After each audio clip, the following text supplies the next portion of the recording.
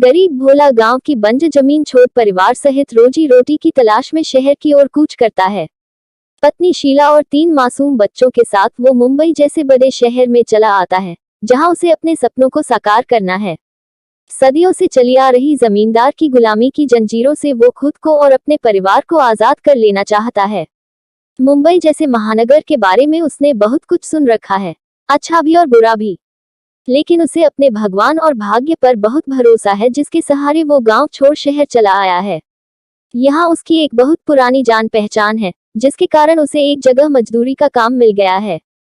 वो बहुत खुश है, परंतु इतने बड़े शहर में अकेले कमाने वाले का गुजारा बहुत मुश्किल से हो पाता है। इसलिए उसके मित्र की सलाह पर ही शीला को भी ठेकेदार मजदूरी का काम दे देता है। बच्चों के स्कूल में भी अभी वक्त लगेगा, इसलिए पास की कूलर बनाने वाली फैक्ट्री में उन तीनों को उनकी उम्र के हिसाब से काम पर रख दिया गया। लगभग 1 महीना बीतने को आया। भोला और उसका परिवार ठेकेदार के साथ काम करके खुश था। फिर एक दिन भोला को बुखार ने घेर लिया। उसका पूरा बदन कांप रहा था। वो काम करने की स्थिति में नहीं था। बहुत मिन्नत खिदावत करने पर ही ठेकेदार ने 1 दिन की छुट्टी दी थी, लेकिन 1 दिन से भला क्या होने वाला था। अगले दिन भोला ने उठने की लाख कोशिश की, मगर सब प्रयास विफल रहे। शीला ने ठेकेदार से बहुत मिन्नतें की, तब जाकर वो माना, और वो भी इस शर्त पर कि अपना काम खत्म करने के बाद वो भोला के हिस्से का काम भी करेगी और उसके लिए उसे कोई अलग से पगार भी नहीं मिलेगी। मजबूर शीला को हामी भरनी पड़ी। इसी तरह 1 सप्ताह बीत गया। भोला की सेहत अब पहले से थोड़ी बेहतर हो गई, परंतु काम करने की हिम्मत उसमें न थी। उधर ठेकेदार शीला से दिन रात काम करवाता। एक दिन शीला की सहनशीलता ने जवाब दे दिया। उसने ठेकेदार से अपना हिसाब करने के लिए कहा और उससे ये भी कहा कि वो अब बिना पगार का कोई काम नहीं करेगी, बल्कि उसके पास काम ही नहीं करेगी। शहर में काम की कोई कमी नहीं है।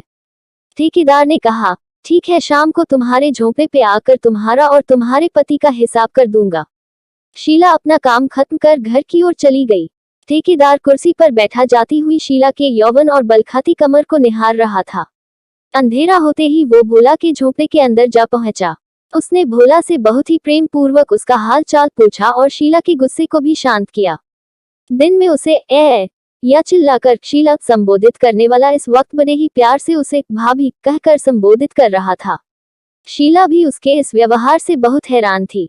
जाने से पहले ठेकेदार काम पर आने के बारे में भोला से कहता है, तो भोला न चाहते हुए भी अगले दिन आने का वादा करता है। हालांकि उसकी पत्नी और बच्चे इस बात से सहमत नहीं, फिर भी भोला ठेकेदार से प्रसन्न हो उसके पैर छूता है। ये देख ठेकेदार उसके पास बैठते हुए बड़े प्यार से उसे एक पुड़िया निकाल कर देता है और कहता है कि ये दवा मैं खास तौर पर तुम्हारे लिए लाया हूँ, इसे खाकर तुम कल सुबह तक ठीक हो जाओगे। भोला हैरान होकर उसे देखता है और हाथ में रखी पुड़िया को उलट पुलट कर देखता है और फिर धीरे से पूछता है, ये कौन सी दवा है और कितने की है। अगले दिन भोला में सचमुच एक नई ऊर्जा थी। उसका बुखार और थकावट सब खत्म हो चुका था। भोला सुबह नहा धोकर खुशी खुशी काम के लिए रवाना हो गया। जाते ही उसने ठेकेदार को सलाम किया और अपने काम में जुट गया। आज उसने इतना जमकर काम किया कि शीला द्वारा लाया गया खाना भी भूल गया। उसका मन खुशी से झूम रहा था, जिसमें वह शीला को भी शामिल कर लेना चाहता था, लेकिन शीला को ये सब अच्छा नहीं लग रहा था। लेकिन शाम होते होते भोला की तबीयत फिर बिगड़ने लगी। उसे कमजोरी और आलस ने फिर से आ घेरा। उसकी पूरी रात करवटें बदलते हुए निकली। आज की सुबह कल से कुछ अलग थी। भोला कल की तरह ही काम करना चाहता था, लेकिन संभव नहीं हो पा रहा था। ठेकेदार अभी तक नहीं आया था और इधर उसके इंतजार में नजरे बाछाए धीरे धीरे अपना काम कर रहा था। कुछ देर बाद ठेकेदार की कड़क आवाज सुनाई देती है, जल्दी जल्दी हाथ चलाओ वरना पगार का पैसा नहीं मिलेगा। भोला काम छोड़ ठेकेदार के पास जाता है और उससे कहता है कि कल वाली दवा की एक पुड़िया अगर आज भी मिल जाती तो गरीब का भला हो जाता साहब। ठेकेदार उसकी आंखों में देखकर धीरे से मुस्काया और कहने लगा, देखो भोला, इस महंगाई के जमाने में भी हम तुम्हारी मदद केवल इसलिए कर रहे हैं क्योंकि तुम अच्छे आदमी हो। इस बीच भोला बड़ी विनम्रता से उसे देखता रहता है। ठेकेदार अपनी बात जारी रखते हुए कहता है, फिर भी न जाने तुम्हारी पत्नी, मेरा मतलब है शीला भाभी, मुझसे खफा रहती है। फिर चाटुकारिता से कहता है, अब काम का मामला है, थोड़ा बहुत यूं ऊपर नीचे कहना ही पड़ता है। अब इसमें बुरा मानने की क्या बात है। अपनी बात पूरी करते ही पुड़िया उसके हाथ में थमा देता है। पुड़िया लेकर भोला खुश होते हुए कहता है, नादान है, थोड़ी सरफिरी है साहब, मैं उसे समझाऊंगा, समझ जाएगी। आप नाराज ना हो। कहकर भोला अपने काम में जुट जाता है और शीला भी अपना काम बखूबी निपटा रही है। इसी तरह दिन बीतते रहे। अब भोला पर तेज धूप या बारिश का कोई असर न होता, उसके काम में ऊर्जा और स्फूर्ति बनी रहती। इस बीच वो शीला को ठेकेदार की अच्छाई से प्रभावित करवाता रहता है, जिसका असर शीला पर थोड़ा बहुत हो भी चुका है। अब शीला आराम से ठेकेदार की बात का जवाब भी देती और कभी कभार उसके लिए खाना गर्म करने और चाय बनाने जैसे छोटे मोटे काम भी कर दिया करती, लेकिन ठेकेदार उसे बात बेबात डांटता ही रहता। शीला को बुरा भी लगता, लेकिन वो हंसकर टाल जाती। एक महीना बीतने को आया। आज पगार का दिन है। भोला को उसकी तय की गई पगार से आधी पगार मिली है। भोला ने हैरान होकर प्रश्न भरी नजरों से ठेकेदार की ओर देखा तो ठेकेदार ने कहा कि ये जो रोज की पुड़िया तुम खाते हो, इसके पैसे मैं थोड़े ही भरूंगा। ये तो तुम्हारी दवा है, तुम ही को खरीदनी है। क्या क्या नहीं सोचा था। भोला ने पगार मिलते ही बच्चों का स्कूल में दाखिला करवाऊंगा, लेकिन पगार तो ना के बराबर है। शीला की पगार से तो मात्र घर का खर्च ही चल पाता है। अपन आपसे बात करते हुए, नहीं नहीं, मैं ठेकेदार से अवश्य बात करूंगा। वो अच्छा आदमी है, मेरी बात को जरूर समझेगा। ये सोचकर वो ठेकेदार के पास जाता है। ठेकेदार उसकी समस्या को सुनकर भी अनसुना करते हुए कहता है कि क्या करेगा, बच्चों को पाकर कोई नौकरी तो मिलने वाली है नहीं, काम तो अंत में अपने ये दो हाथों की कमाई ही आनी है। जिस तरह तुम जी रहे हो वो भी जी लेगा, इसलिए ज्यादा फिक्र करने की जरूरत नहीं है। लेकिन भोला अपने बच्चों का वास्ता देकर कहता है कि आपके द्वारा दिया गया एक एक पैसा मैं चुकता कर दूंगा, बस मेरे बेटे का एडमिशन स्कूल में करवा दीजिए। ठेकेदार उसकी बात सुनकर कुछ सोच में पड़ जाता है और जल्द ही कुछ करने का आश्वासन देता है। अगले दिन ठेकेदार भोला को अपने पास बुलाता है और कहता है कि मैं रुपए तो तुम्हें उधार दे दूं, लेकिन सोच रहा हुए कि वापस चुकाने में तुम्हें बहुत मशक्कत करनी पड़ेगी। भोला हाथ जोड़कर कहता है, कोई बात नहीं साहब, मैं मरते दम तक काम करता रहूंगा और आपकी उधारी चुकता कर दूंगा। बस मेरे महेश का स्कूल में दाखिला हो जाए। आप कहे तो मैं अलग से और काम करने को भी तैयार हूँ। भोला ने लगभग हाथ जोड़ते हुए कहा, अरे नहीं रे भोला, तुम कितना काम करोगे। हाँ, एक काम हो सकता है, तुम शीला से कह शाम को मेरे घर पे खाना बनाना तथा कुछ अन्य छोटे बड़े काम कर दिया करे। बदले में मैं तुम लोगों की मदद कर दिया करूंगा और दवाई तो तुम ले ही रहे हो। ठीक है। आश्वस्त होकर भोला घर की तरफ चल दिया और वहां पहुंचकर सारी बात शीला को बता दी। पहले तो शीला का मन नहीं माना, लेकिन फिर महेश का सोचकर उसने ये काम स्वीकार कर लिया। अब हर रोज शीला दिन में मजदूरी और शाम को ठेकेदार के यहाँ काम करती, रात के 11-12 बजे थक कर घर आती और सो जाती। उधर ठेकेदार हर वक्त उसे अपने जाल में फंसाने की तरकीबें ढूंढता रहता कि एक दिन उसे ये मौका मिल ही गया। उस रात शाम से ही गहरे बादल घिर आए थे। ठंडी हवाओं ने वातावरण को सुहाना बना दिया था। बादलों के बरसने का अनुमान था।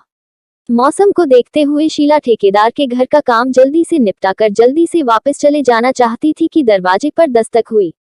दरवाजा खुलते ही सामने ठेकेदार खड़ा था, वो भी नशे में मस्त। उसकी आंखों में लाल डोरे चमक रहे थे। शीला उसे वही दरवाजे पर छोड़ किचन की तरफ बढ़ गई। ठेकेदार अंदर आ गया और सोफे पर बैठ गया। बाहर बारिश का शोर होने लगा था। शीला काम छोड़ खिड़की के पास आकर बाहर का जायजा लेने लगी। बाहर चमकती हुई भयावह बिजली के साथ शहर की बिजली भी गुल हो गई। वो किचन में रोशनी करने के लिए मोमबत्ती ढूंढने लगी कि अचानक अपने पास उसने ठेकेदार को महसूस किया। वो घबराकर 2 कदम पीछे हट गई। ठेकेदार ने उसे अपनी बाहों के घेरे में कस लिया। शीला ने लगभग विनती वाले अंदाज में कहा, जाने दीजिए साहब, हम गरीब लोग अपनी इज्जत नहीं बेचते। तो मैं कौन सा तुम्हें तुम्हारी इज्जत के पैसे दे रहा हूँ। शीला रोने लगी। अरे रे रे, आप रोने लगी। अरे भाई, औरतों का रोना हमें अच्छा नहीं लगता। लो, हमने तुम्हें छोड़ दिया। चलिए अब 2 कप चाय बनाए, एक हमारे लिए और एक अपने लिए। उसके छोड़ देने से शीला ने राहत की सांस ली और उसके लिए चाय बनाने लगी।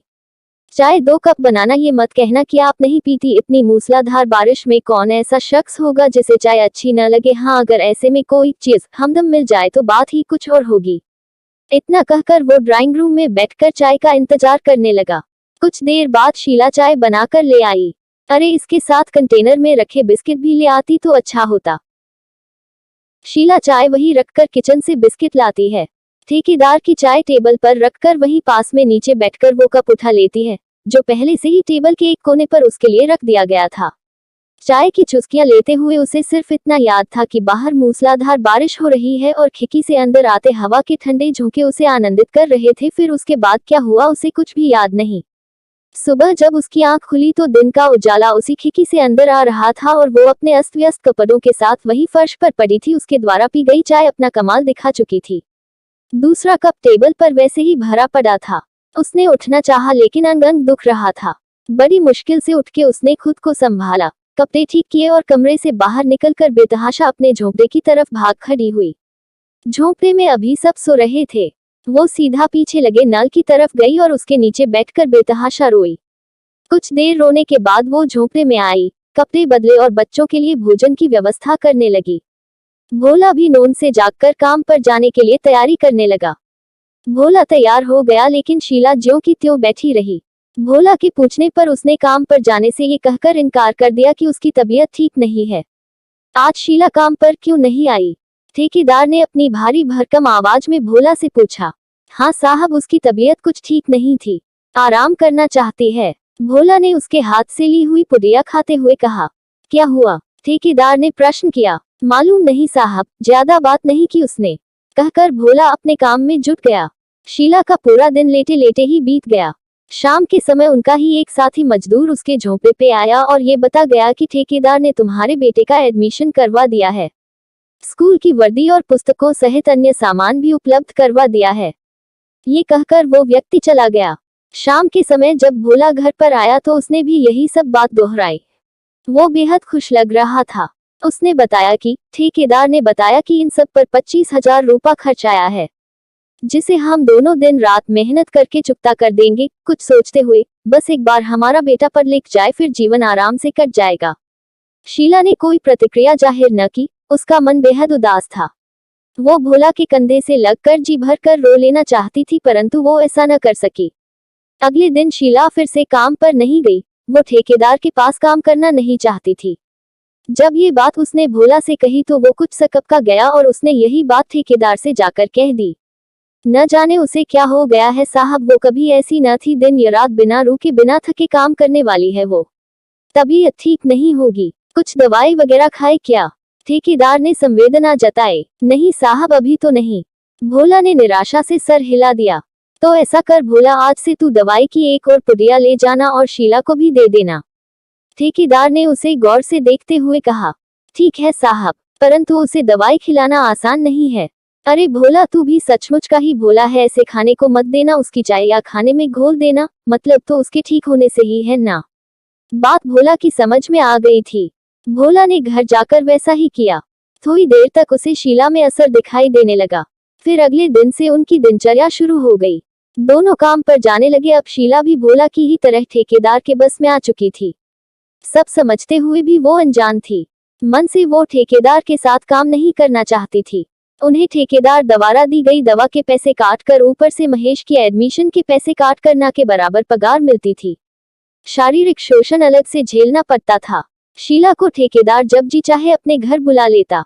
जरूरत पड़ने पर उनके मासूम बच्चों से भी उनकी क्षमतानुसार काम लिया जाता। भोला और उसका परिवार ठेकेदार का गुलाम बनकर रह गए थे। ठेकेदार ने ड्रग्स के जरिए उन सबको अपने काबू में कर लिया था। एक वो ही नहीं, और भी ऐसे बहुत से लोग ठेकेदार के नीचे काम कर रहे थे जिन्हें वो ना के बराबर पगार देता था तो बस एक पुड़िया जो एक अच्छे भले इंसान को उसका गुलाम बना देती है। एक शाम भोला अपने झोंपड़े में बैठा सोच रहा था कि गांव से जमींदार की गुलामी छोड़कर शहर आया था, एक स्वतंत्र और अच्छा जीवन जीने के लिए। लेकिन मुझे क्या पता था कि गुलामी के रूप भी अलग अलग है। आज वो बिन पैसे भी ठेकेदार की चाकरी करने को तैयार है। आज विजयदशमी के दिन भी वो अपने बच्चों को नए कपड़े और खिलौने लेकर नहीं दे पाया। बाहर पटाखों के फूटने की आवाजें आ रही है। उसका छोटा बेटा भागता हुआ अंदर आता है और कहता है, माँ बाबा चलो न बाहर देखो, रावण जल रहा है, रावण मर रहा है। भोला एक लंबी सांस खींचकर कहता है, नहीं बेटा, रावण तो आज भी जिंदा है और तब तक रहेगा जब तक इस दुनिया में गरीबी, बेरोजगारी और मजबूरी रहेगी। आदमी आदमी का गुलाम रहेगा, छल कपट रहेगा, तब तक रावण भी रहेगा। कहकर भोला अपनी आंख में आए आंसू पोंछता है।